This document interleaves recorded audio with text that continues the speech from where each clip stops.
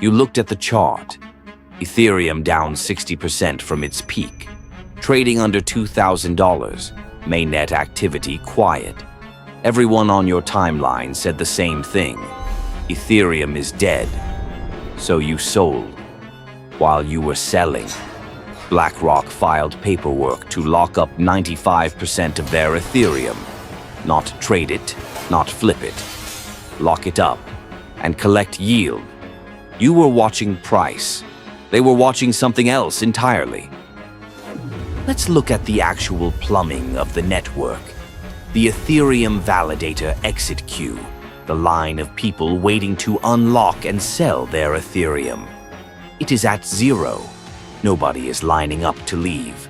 But the entry queue, the capital waiting to get locked in, it just passed 4 million Ethereum. That's roughly a 70-day waiting list just to put your money in the vault.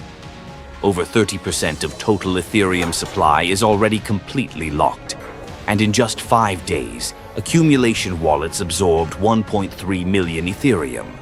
While you were selling because the chart looked weak, capital was literally standing in line to remove supply from circulation.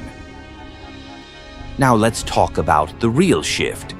BlackRock didn't just buy Ethereum. They filed to launch a staking ETF. And in the fine print, they plan to stake between 70% and 95% of the fund's Ethereum. Projected yield around 4% annually. But here's the part nobody talks about.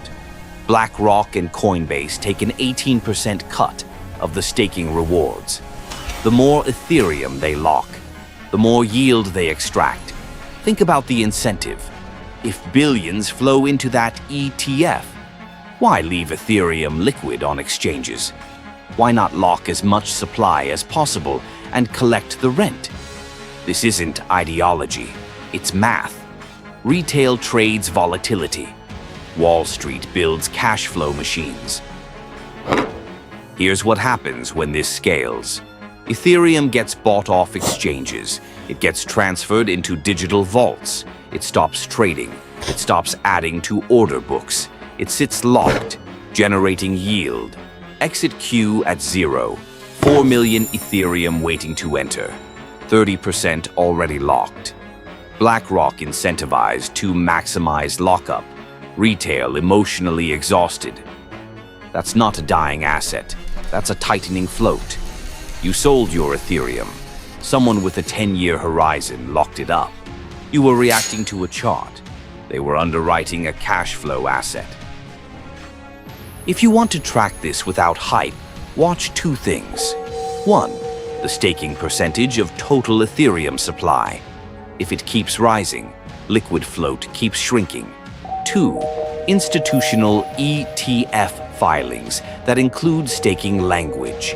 That tells you who's playing the yield game before the headline does. No predictions, just structure. Ethereum is down 60%. 4 million Ethereum are standing in line to get locked in BlackRock's vault. You were reading the chart. They were reading the cash flow.